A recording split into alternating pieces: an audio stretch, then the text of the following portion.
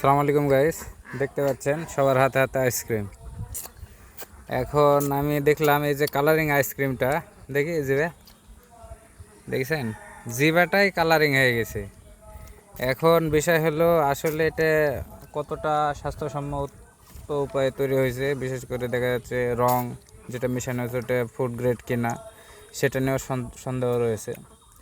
আর এটা শুধু এইভাবে খোলা অবস্থায় বিক্রি করছিল, এখানে কোনো ব্র্যান্ড নেম নাই, এক্সপায়ারি কিছুই নাই। সো এসব খাওয়া থেকে বাচ্চারা বিরত থাকাই ভালো। বারবার বলি, মাহাদিও খাচ্ছে, এটা আমার অজান্তেই।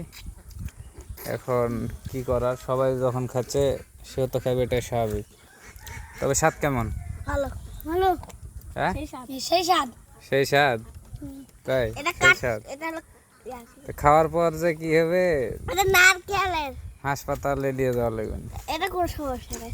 আর নারকেলের, নারকেলের সাথে এটাও যে নারকেলের, ওটাও নারকেলের।